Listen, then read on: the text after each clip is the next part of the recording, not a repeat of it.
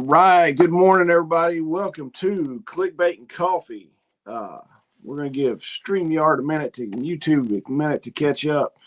Cal was here, was first. I think that might be local prepper. I don't know, but we'll see. I don't know who that guy is. But Greg Skeens is here. Good morning, Greg. All right, guys. It's Tuesday. Tuesday, February 10th. BS, good morning. Thanks for jumping in here.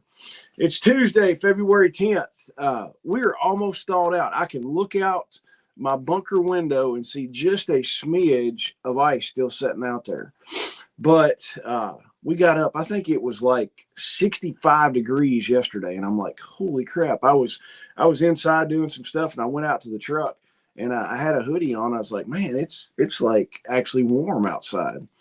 So I think today it's going to get to like 70 degrees or something like that. So it's going to be stupid.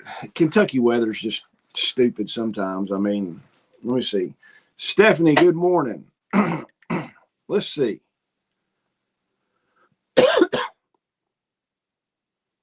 Yes, it is going to be 71 degrees today, and apparently it's going to rain tonight.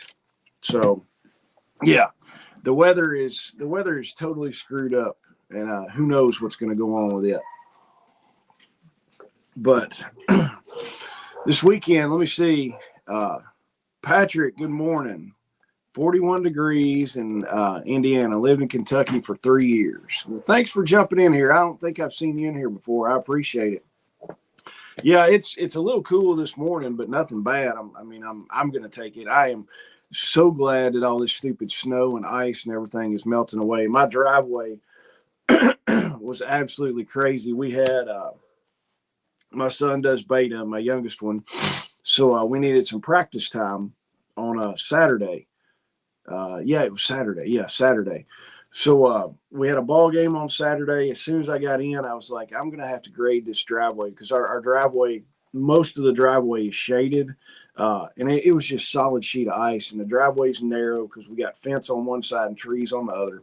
I was like, I've got to get the box grader and see if I can do something with this. So it kind of got slushy enough I could do something. So I got most of the driveway graded out where it was safe for people to drive on it that hadn't driven on it before. But man, the driveway's torn up, rutted up, and everything else. So as soon as we get dried out a little bit, I'm probably going to have to get a load of rock in and fix the driveway and grade that joker back out and fix it up nice to where you darn near don't need a four-wheel drive truck to get up it sometimes. Cup V, good morning. But yeah, so I did that, and then the kids did all their stuff. And then we had a birthday party Friday. Yeah, I had a birthday party Friday night for one of the kids at church, so did that. And then just kind of, thanks, babe. All right. Sorry about that. I got coffee delivered to me. So, but yeah, we had a birthday party on Friday and all kinds of fun stuff happening this weekend. And Sunday, honestly, I just sat around and didn't do a whole lot. I mean, we took care of animals, did all that fun stuff. But I tell you, the bad thing about getting all the snow and the ice is when everything melts, and then it's just an absolute, like, just muddy, nasty mess. Like, you go down, even if you've got like nice stands of grass and stuff like that, there's just been so much moisture on there that when you're walking, it just slushes down. And I'm like, this part sucks. But honestly, I would take the mushy and the mud and all that stuff over falling and busting your butt on ice and snow. That's for sure. Bill's here. Good morning, Bill. Melissa, good morning. Thanks for jumping in. And Swackum's here. So, silver is at 82.75 when I checked a minute ago. Let's see if it's done any change. I don't know what time. I guess the markets are open. I don't know. Yeah, it's 82.53 now. So silver took a big hit and then finally has popped back up just a little bit. So we'll kind of see what silver does. I don't know what it's going to do. It got down to like 65 an ounce. So I kind of wished I'd have jumped in and bought a little bit, but I was doing other stuff and just didn't pay attention to it. So we'll see. We'll see what happens with it. I don't know what's going to happen. Who really knows? And Hatfield Homestead. Good morning, guys. And then a BS finally got around to the fermentation video. Great stuff. Hey, I appreciate that. Dana, man, I tell you what, Dana knows her stuff on fermentation. And we got so busy this weekend. I want to make peach brandy. We got so busy this weekend. I was like, I have not gotten around to it. That is one of the things that I'm going to do this week or this weekend is do peach brandy. And Dana's here. Look, we speak about her and she's here. So, but yes, the fermentation stuff is amazing. I've got to get time to sit down and do some of that. It's just sometimes it's finding the time to do it. So soon I will do it. So, all right. Yeah. So Silver's did 82.75. We'll see what it does. Who knows? So, before I forget, the pig processing workshop is going to be March 21st. That's here in Bowling Green at my place.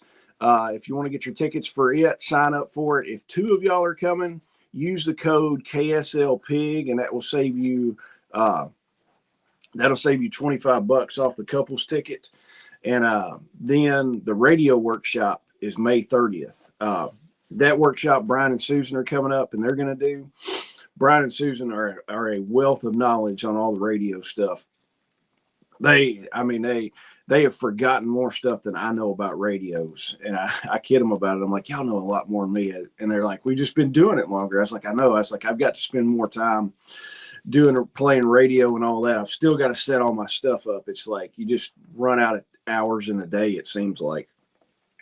But we're going to go over a ton of different stuff on that radio class. We're going to go over UHF, VHF, when to use those. We're going to go over HF, your high frequencies, all your HF frequencies, how to do antennas.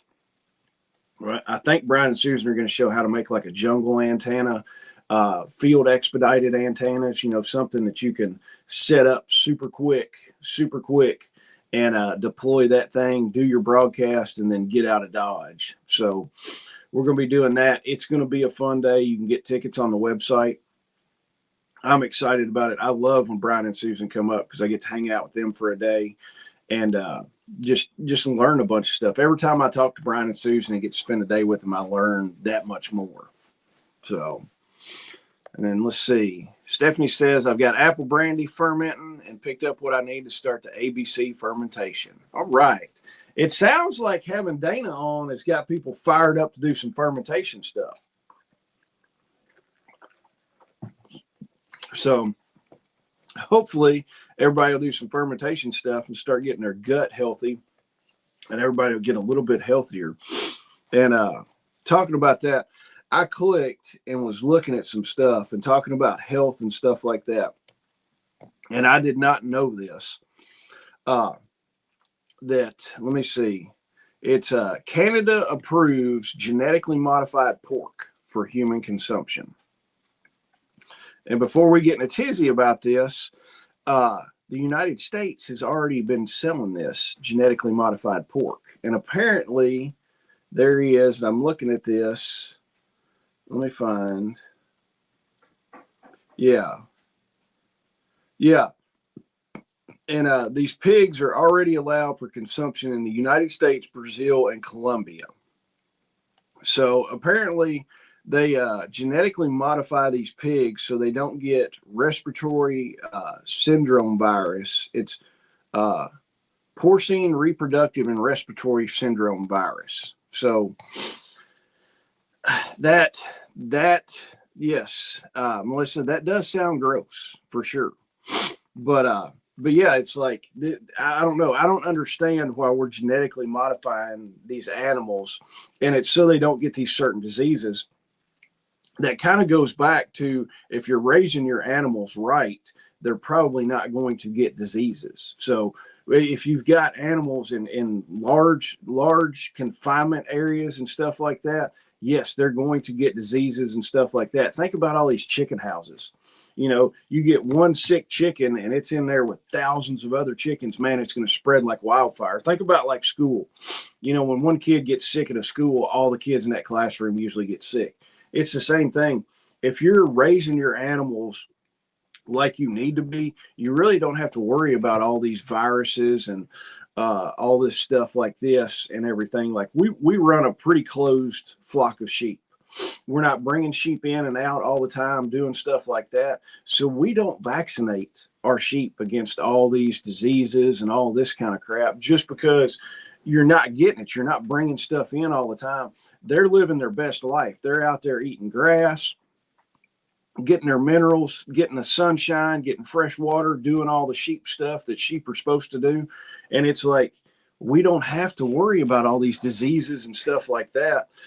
So that just goes back, in my opinion, to poor management practices, you know, the whole factory farms and stuff like that.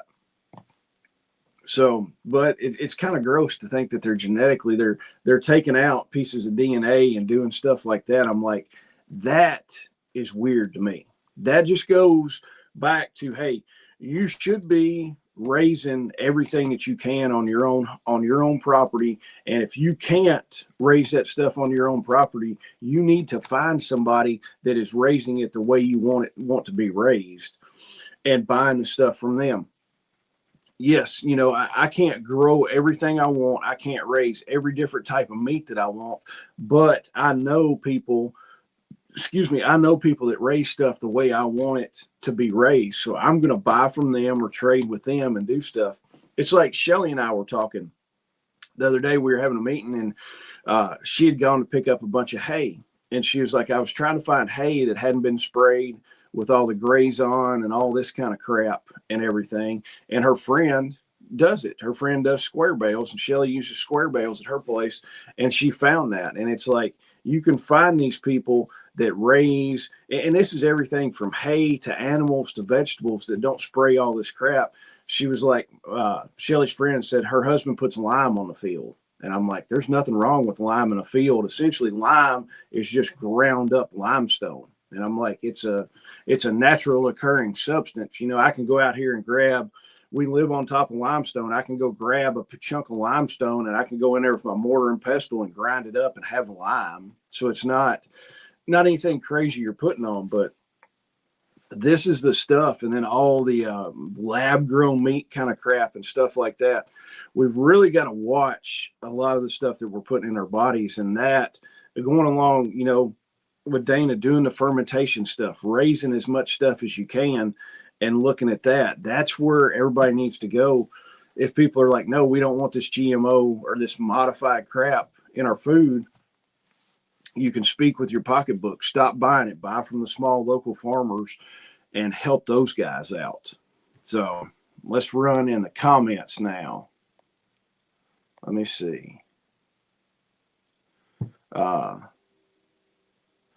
Bill is asking, does the brandy need fresh fruit or can it be canned?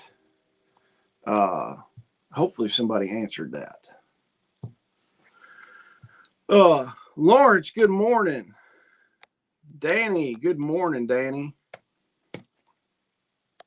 And then Dana, exactly. Healthy soil equals disease-free animals and garden food. Yeah, I mean, you can do, it's like William Bond says, compost will solve almost every issue on your farm. It's not going to solve over too many animals on your farm, but it solves a whole lot of problems on your farm. I mean, if you've got healthy soil, you've got all the vitamins, minerals, and all that stuff that you're building in that soil, and your animals are going to be way healthier. You know, you're not having to worm these animals all the time, do that stuff. Worming is one of the worst things you can do for your soil life, because if you think about it, earthworms are the largest predator in your whole soil life system.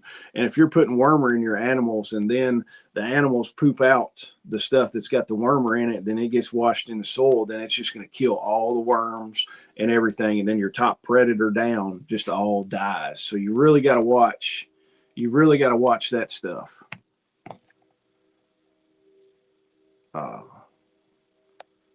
Yeah, and BS says, I believe the canned stuff, all the good bacteria would be dead. Yeah, I would say that all that stuff is going to be killed and you wouldn't have any good bacteria in it. It might ferment and you might be able to make it, but I don't think it would do it. Let's see. Bill says a small farm in Kansas contracted bird flu for migratory geese. Wow. And then he says they lost about 400 plus birds so far, and they're under quarantine for 4 months. Ugh. Yuck. I don't know. The whole bird flu thing and stuff like that, I mean, it's been around. The thing is, it's been around. It's not a new thing, the bird flu. It's been around for a while. But when you get all these huge flocks and herds of animals in one place, like I said, it's just going to spread like wildfire. I'm not too often concerned about bird flu, anything like that. I mean, it is what it is. And I think it's stupid that they go in and they kill all the animals on there. It's like you want to let it run through there, and the ones that die, get rid of them, destroy those animals, cremate them, bury them, whatever, the animals that die of that disease, but keep the ones that don't, because those are the healthy ones that can resist that stuff. It's like they do it all the wrong way, and it's the government for you. They're here to help and everything. Dana says, I'm starting a new round of compost today, got the buckets filled and started soaking yesterday. Awesome. I've got to start up my compost. I have not made any compost in a while, and I will admit it. I need to start doing better on that. Deanne, good morning. Thanks for jumping in here.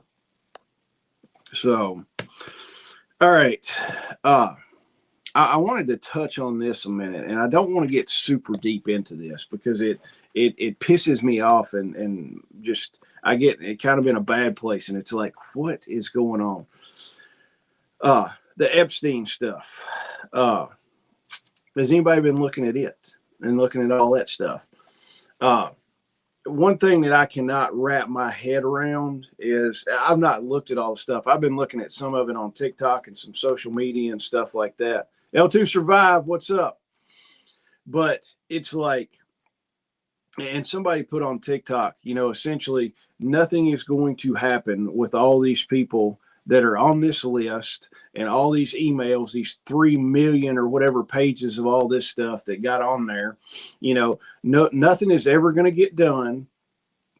Nobody's ever going to get arrested. Nobody, and then, it links in the whole Somalia thing. Nobody's ever going to get arrested for, the Somalian daycares and all this stuff. But if I was, one day late on my taxes and didn't pay it, the black SUVs would be here and I would be in such big trouble.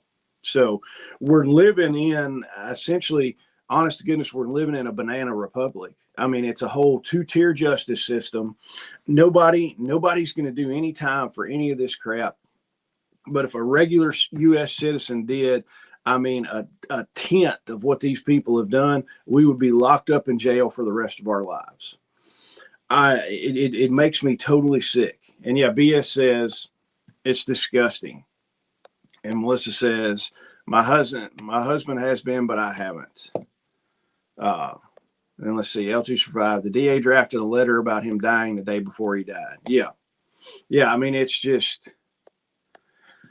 And Bill says, I can't watch that crap. Everybody on the list has too much money to be affected. Yeah. And it's all these. Yeah.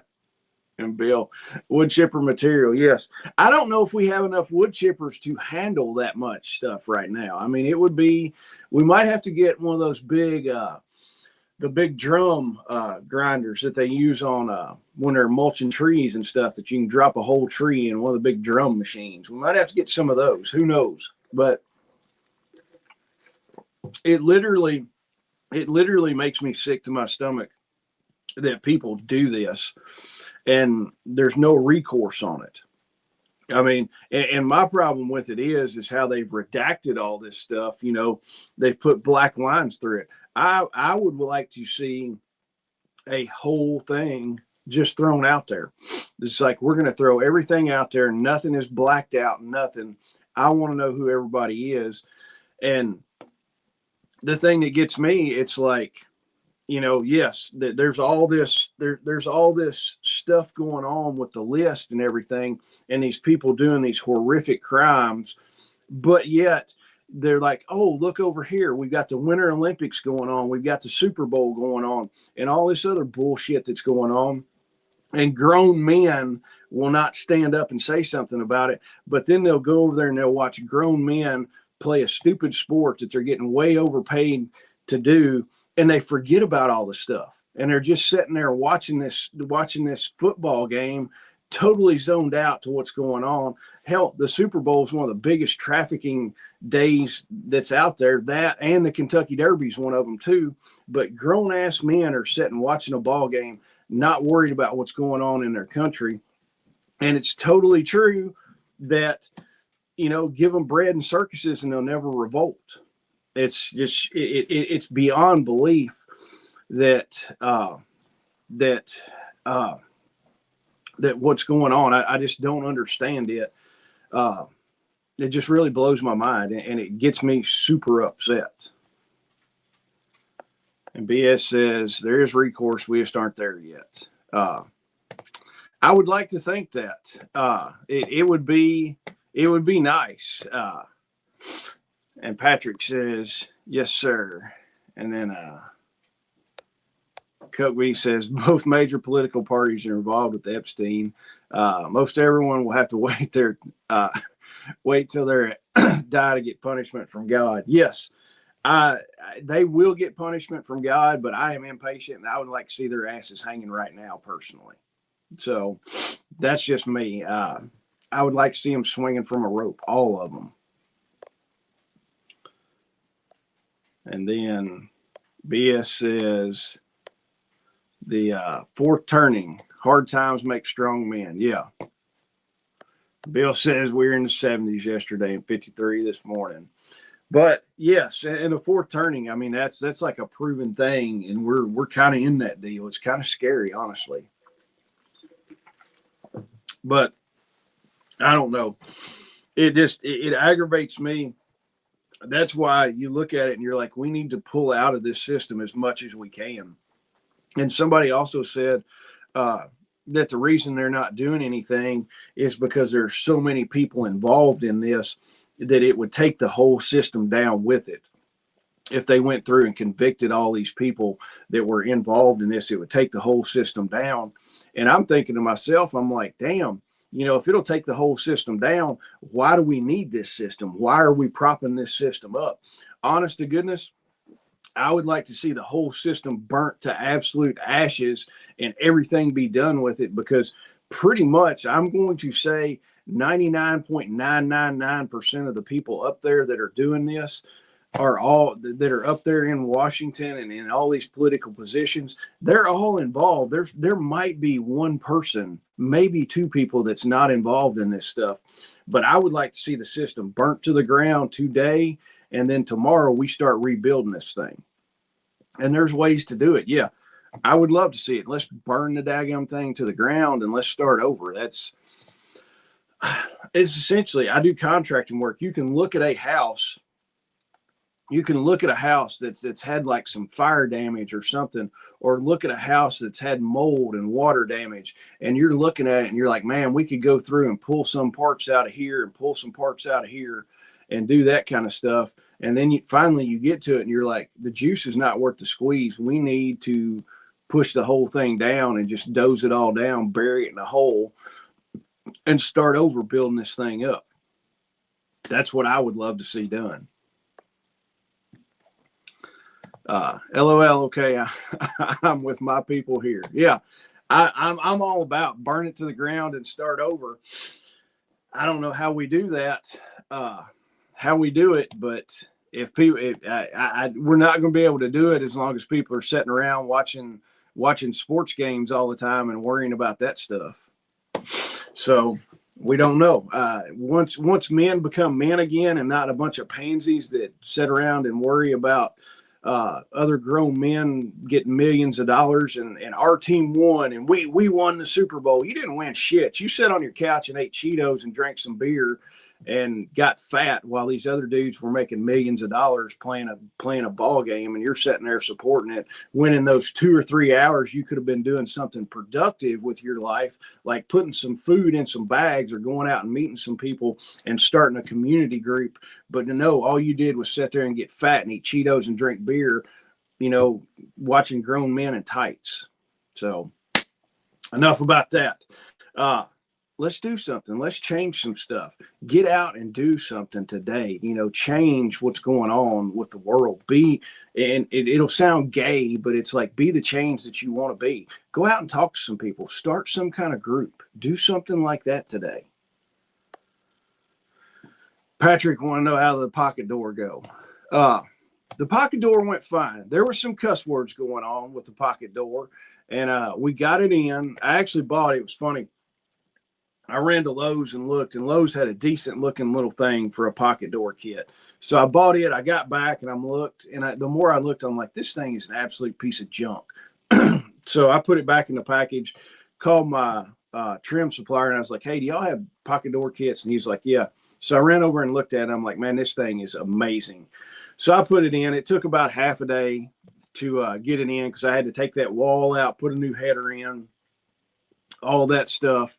And finally got it in. It works. So I've got to, the plumbers are going to come later today. I got to run meet them, get them going. So the plumbers are going to come later on today. I think they said they're going to be down there at 10:30. They're going to do all my rough in. Then after they get the rough end done, I can start hanging drywall and start working on the shower. So it went good. My brother and his girlfriend like it. I still hate pocket doors, but it got put in. And there were not as many cuss words as usual, but there were still some cuss words going on. Whitney. The pocket doors are his favorites. Yes. It is someone's birthday today that will stay unnamed. So if you know whose birthday it is, wish them a happy birthday. So, all right. And Swackham said, Rome fell in much the same way, bread and circuses. Yeah.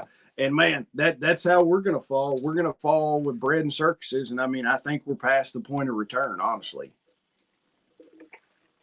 And I will say this, the only time that I watch sports is if my son is playing or one of his friends or one of our friends from church is playing. That's the only time I watch sports. Period. Amen. I might watch a highlight here of some guy making an awesome catch or something. But other than that, it's boom. I'm not watching this stuff. I've got better shit to do with my life. So, all right. Topic of the day. We're going to follow up because last week was essentially what would happen if you didn't come home to your family, if you were delayed, or if you just never came home. How would your systems at your house and stuff like that go? How would it work for you? So I was thinking about it. It's like we just got out of, a pretty decent winter storm. A pretty decent winter storm that we had here. A lot of people went without power. Allen County, the next county over, they had people without power for quite a while. I think they got everything restored. You've still got some people in Tennessee that don't have power. I know Grindstone's down there doing some cleanup and stuff in Selmer, Tennessee, I think is where they're going. Let's see. Yeah, I'm guessing today is your birthday. Yes. Dana guessed correct. So she's 25 again this year. So I got her some cool birthday presents and I already gave them to her. But yeah, so I was thinking about it, a lot of people didn't have power, stuff like that. A lot of people, I know people fell and some stuff like that. Some people couldn't get their cars out and stuff like that. So the thing is the people you would check on first and why. And this includes your family and stuff like that, So everything's, getting thawed out, stuff like that. The ice and the snow are gone. People are getting back to normal. Yesterday was the first day that Warren County schools went to school in 2 weeks. I mean, those kids were out for 2 weeks. Other schools went back faster. I know city schools, Bowling Green city schools, they went back pretty quick. But, every time we come out of some of these storms, people have, conversations start happening and stuff. We couldn't reach mom. We couldn't get a hold of mom or dad for a day. My brother ran out of propane, stuff like that. Grandma didn't want to bother us anymore. And then honestly, grandmas and stuff like that and older people are so, just ornery about stuff like that. Sometimes it's like they think that they're bothering you. And it's like, you're not a bother. I'm calling to check on you because I want to help you. You are part of my family, your family. I want to help you. And this is even older people too. They're kind of stubborn about stuff. I've got somebody that's stubborn about it a little bit too. It's like, hey, if you need anything, let me know. And he's like, oh, we'll be okay. And I'm like, if you need something, let me know. It's almost to the point of like, you got to bug the crap out of them to make them to where you can do some stuff. So, you look at some stuff. We're planning. We plan for supplies. We plan for our house. We plan for staying at home. But sometimes we don't plan for other people.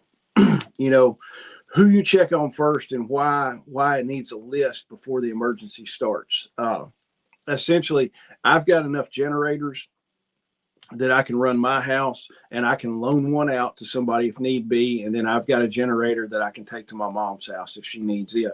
Also, my brother has 2 generators at his house. He lives probably half a mile from my mom's house. So he's probably going to be the first one to take a generator over there. But I can also do it. I live like 4 miles from my mom's house. So we've got kind of that stuff covered. But part of it is you've got to make a plan for stuff like that. Let's see. Stephanie said, yesterday was Jackson, Tennessee's first day back in 2 weeks as well. Yeah, man, there were some schools that just were like, boom, 2 weeks shut down.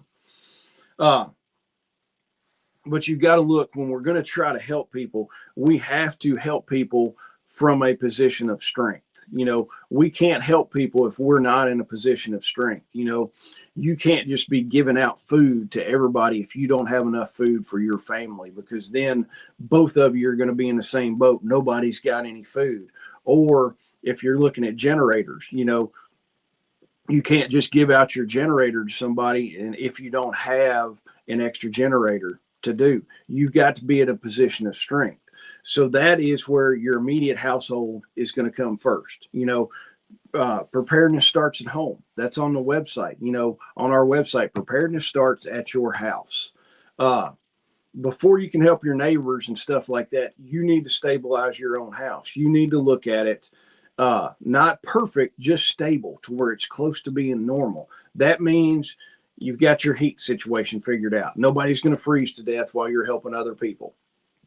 You've got your plan for your water. If the water gets shut off or frozen or something like that, you got a plan for your water. You've got plenty of food stocked up and ready to go. Everybody's accounted for. Your wife, your husband's there. All your kids are there. Everybody is safe that's in your immediate household.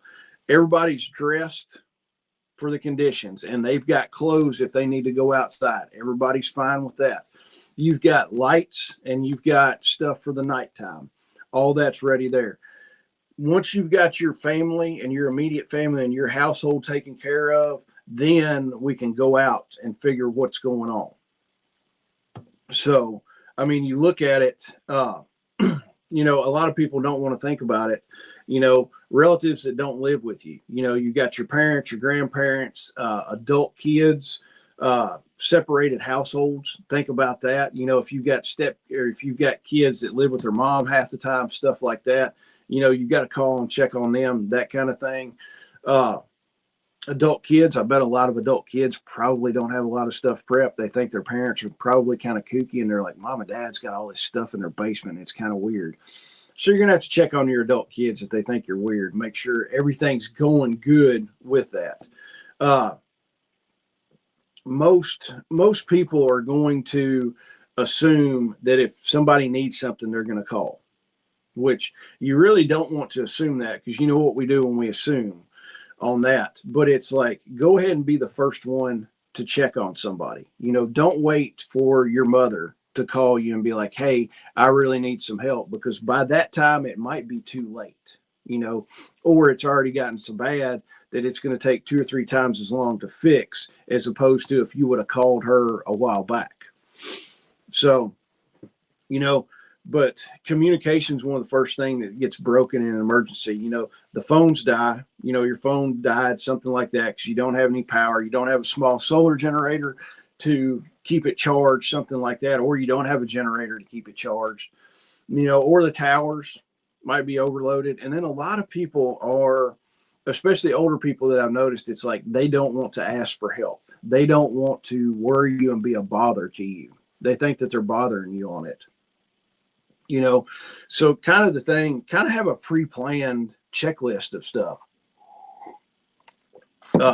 Look at it, who am I going to attempt to reach first? Who do I physically need to go check on? And then when to stay put. So we kind of got to look at it, like come up with a plan. Who can I give a call to first and check on them? When the storm came through, we checked on my mom. It's like, hey, Mom, do you need anything? This is me and my wife doing this. Do you need anything? We can get you something. She's like, no, everything's fine. I went to the grocery a couple of days before. I've got everything I need. I don't have to go anywhere. So we're like, okay, call us if you need something. We would still check and, check every now and then, make sure everything was fine. Or like if the power goes out, make sure you let us know 100%, so we can get a generator or something down there for you. Who do you physically need to go check on? Check on your older neighbors, stuff like that. You've got to figure out the plan of, hey, maybe this person doesn't have a cell phone. There's still old people that don't have cell phones. Think of that. That's crazy. But who you physically need to go check on. Because I know a lot of people are like, oh, yeah, everything's fine. And it might be 50 degrees in their house and they're huddled down thinking, oh, this is going to go through pretty quick. And then those people freeze to death when it's another 3 days before the power comes on. There are many people, a lot of them, Tennessee and Mississippi down in there, that froze to death in their houses. I mean, people died because of this storm because people didn't physically go check on them. So one of the highest priorities, in my opinion, is elderly family members and elderly people just in general in your neighborhood or typically your area. Let's see what Bill says. If I were to expire today, the first thing that would happen is the pigs would be sold and pretty much all progress on the farm would come to a halt. Miss Caden is in her mid-70s and can't do it. Yeah. That's one of the bad things. I hate that, Bill. That is bad. But yeah, I mean, we ain't getting no younger. That's for darn sure. So, elderly family members and elderly people in your general area, they rarely communicate, how severe stuff is. You'll hear, oh, I'm all right, is what you hear a lot. I hear that from my mom a lot. Everything's all right. It's all fine. But that can mean a bunch of stuff. Like I said, it can mean their thermostat setting at 50 degrees and they're hoping that the power is going to come back on. They're just munching on snacks. They're eating crackers instead of actually, having a good meal and stuff like that. They're afraid of falling on the ice. Granted, we had enough ice that my mom really didn't need to go anywhere, and she didn't go anywhere until the stuff started thawing out. Thank goodness. But she knew that if she did need to go somewhere, one of us would come down there, get her in the car, and take her where she needed to go. They're stretching medications. They're only taking half their heart pill or something like that because they're afraid they're going to run out and they won't be able to make it to the pharmacy to get more. They're sitting in the dark at night, And then the thing is, too, sitting in the dark at night, they're moving around and stuff like that. They're going to fall. When you get old, you fall, you break your hip. That's pretty much the death sentence of a lot of older people. So think about that. They're sitting there, their flashlight, they ran out of batteries. And it's a lot of older people are independent. They've got that independent pride. They don't need help from somebody. They've been doing it for 60 years or 70 years. They can do it for this little bitty ice emergency. Go down there and help those people. Those are some of the people that honestly you should go in and physically check on them and be like, hey, do we got everything? And have some stuff, bring some stuff for them, so if you got the plan on that, your plan should already exist. A backup heat option, you need to identify that. If if your mom loses power or grandma loses power, do we have a backup heat supply for them? A ride, somebody that's going to take them to and from. If they need a ride, we can arrange that. Spare food staged at your house. Medicine list before the emergency. Know all the medicine that they're on, so then that way we can call and get it at the pharmacy and then bring that down there to them. So look at that. It's just all in a preparedness thing, and sit down and talk to your older family members and stuff like that, and just be honest with them. Be like, hey, I want to help you through this if we ever have any kind of emergency. L2 survive. I'm 53. Back in the day, I would have thought 53 was older. If someone came to check on me, I would tell them they should be checking on the elderly. Hey, L2, I'm not far behind you. I'm 47. I'll be 48 in May. And I used to think, like 48 and 50, it's like, man, those guys are just like old as dirt. They're old guys. And the funniest thing, talking about older people, one day my dad, and this was before he had his stroke, my dad died when my dad was 87 years old when he died, and he had a stroke like 10 years previous. So this was before his stroke. So he was in his 70s. One day he had been at Lowe's, and we were sitting there eating dinner at my parents' house, and Dad said something. He was like, yeah, he said, I was at Lowe's, and he said, this old man was doing this and wouldn't get out of the way. And I was like, Dad, wait. I was like, this old man, I was like, how old was this man if you're calling him old? I was like, aren't you like 70 something? And he's like, be quiet. He's like, let me tell the story. And I was like, Dad, tell me how old this dude was. I said, are you talking like Moses old or what? And he's like, that's not the point. And so I would kid him about that all the time, that he was calling people old. I'm like, if my dad's calling people old, these people are ancient. Bill says, try to streamline the farm chores, but there's only so much one person can do under the best of circumstances. Yeah, exactly. I mean, there's only so much you can do. And especially, like I said, we ain't getting no younger on it. And Bill said, I still check on the elders and disabled in my neighborhood, and I'm nearly 67. Vision preparedness on YouTube is 90. That guy doesn't need to be checked on. I'll have to check him out. I've never seen him. So, all right, adults, your adult children and younger families. Some of the younger families, they're not going to be prepared. Just like I said before, your adult kids that have moved out, they're like, I moved out of my parents' house and I got a job. I'm a big kid now and everything. Young adults are probably the least prepared. They're like, nothing's going to happen. It's all good. I can get my Starbucks. Netflix is still working. Amazon Prime will bring whatever I need. I mean, Amazon just pretty much quit delivering here because they couldn't get up the driveway for a while. They're just like, everything will be fine. It'll all be good. And honestly, younger adults, they don't have the cash to do some of this stuff. So you've got to look at that. Michigan Silverback, good morning. Hey, Michigan Silverback, I saw where you're commenting in, what's her name? Doomsday Queen, Crystal, the charmingly frugal. I saw where you were commenting in one of her lives the other day when I was listening to it. And I was like, weird. I was like, I know that name. So we're trying to get her to come to the festival. So I'm doing my best to get her to come. We're going to do a meeting pretty soon. So Swackham says, trying to be the exception. Then let's see, BS.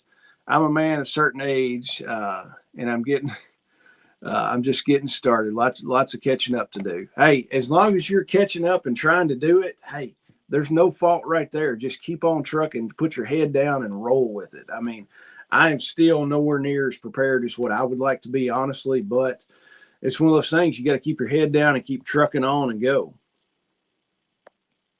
All right. So you got to look at it too, your adult children and then younger families. A lot of times younger families are the same thing as adult children. They don't think anything's going to happen. They're going to underestimate how many calories they need for the kids. And especially if you look at it, the kids are home all the time. Typically, kids are going to school every day and eating school lunch a lot of the times.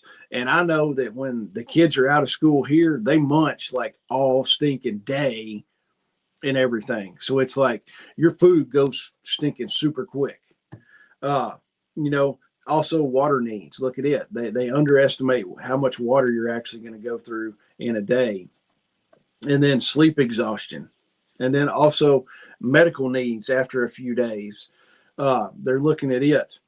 Uh, that becomes medical issues quickly. If you're running out of formula, stuff like that, if you got real young kids, stuff like that, your extra food, it's it's not hoarding stuff. It's family stability, stuff like that. So check on those people, because a lot of the younger people are like, hey, nothing's ever going to happen. We're all going to be all right. Amazon will bring the formula pretty soon, and Netflix is going to come back on, and we can do this. So just think about it. Look at the younger adults and stuff like that, and the kids with young families. Let's see. Michigan Silverback. Who I found her. That's where I found her. I don't watch Mike Tango Whiskey very much, but I was scrolling through and I saw it, and I was like, we'll hit this live and see what it is. So that's how I found her, and we've been emailing back and forth, and hopefully she's going to wind up coming in July to the festival. And let me see. Vision should be live tonight at 6:30 Eastern. I will check him out and see. Bill says, I'm glad that my kids have accepted my advice and teaching, and they actually has prepared better than I am and becoming more and more independent of the system. That is a good feeling right there, Bill, for sure. And then another thing, check on the neighbors. They're part of your security layer in this whole onion of stuff that we've got. Now you can start moving outside your family circle and stuff. Community is going to affect stability, and your safety and everything. So go out and start checking on your neighbors, stuff like that. You've got to look at it. Go check on your neighbor. Just because, if the power's out everywhere and the neighbors don't have generators running, go check on those people. Make sure they've got some way to heat their house, stuff like that. You got to look at it too. Hungry people are going to make bad decisions. They might be doing some stupid stuff. Cold people, make fast decisions on stuff. It's like, if you got your neighbors halfway prepared, then your neighbors, you don't have to worry about your neighbors coming and doing anything stupid like that. And then also you're just building that community up and getting more allies in there, instead of, if you can help your neighbors, you're not the guy sitting up on top of the hill with the generator running, and they're like, that guy's got heat and food and everything else, and we need to go take all his stuff. It's like, you've helped your neighbors, so now your neighbors are going to help you, and it's not, us against them. It's us against, the world kind of deal, where you've got more allies. So check on your neighbors. One of the things, create a check, like a check order. We can check this off. We need to do this. We need to do that. Cindy Lou, good morning. How are you? So a practical thing that you can do after this is, after the show, your contact and your check order. So look at it. I kind of made something up on this is, people in your house, put the people in your house who you've got to take care of in your house is number one. Number two, your closest vulnerable relatives. So look at that. The closest vulnerable relatives, get that in there. Figure out who they are, put down contact information, all that stuff on the list.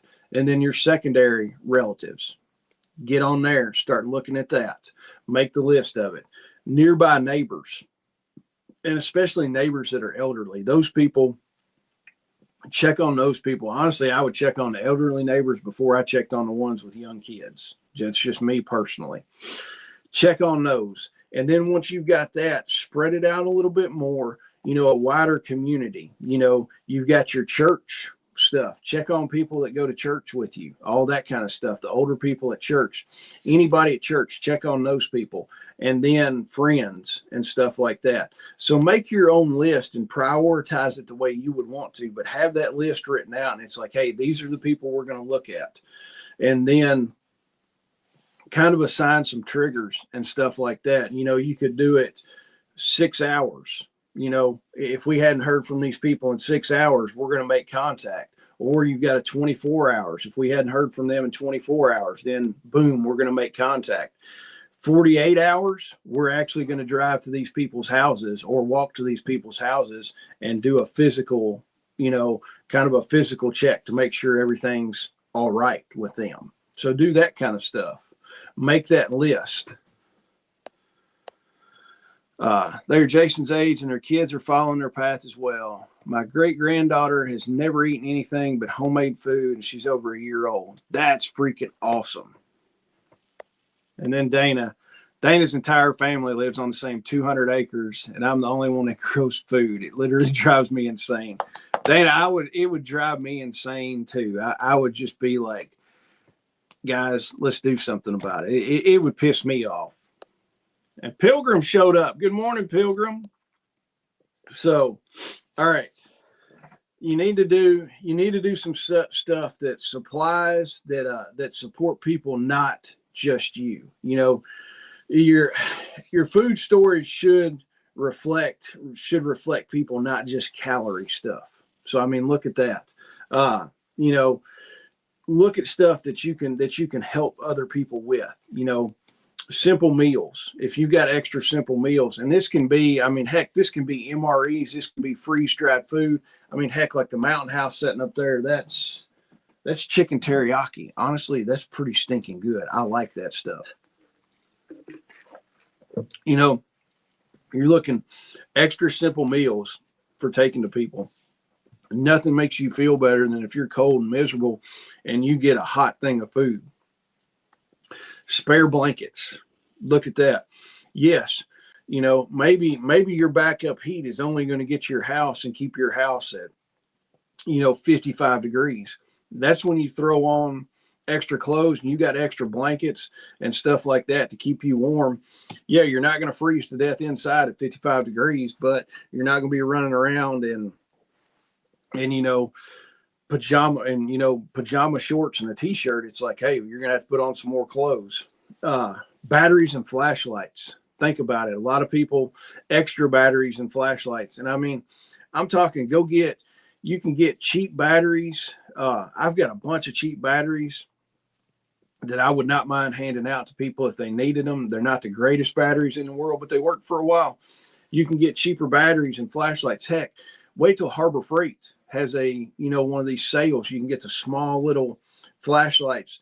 They're not super tactical or anything like that, and they're not going to light up your whole backyard, but they're going to let you have enough light to walk around your house and do tasks inside your house and right outside your house.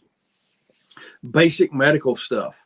Have basic medical stuff there. You should have your basic kit, and you should have some extra stuff. I'm talking OTC meds, stuff like that. Headache medicine, diarrhea medicine, heartburn medicine, electrolytes, all the stuff like that. Have that. Also have Band-Aids, gauze, all your trauma gear, stuff like that.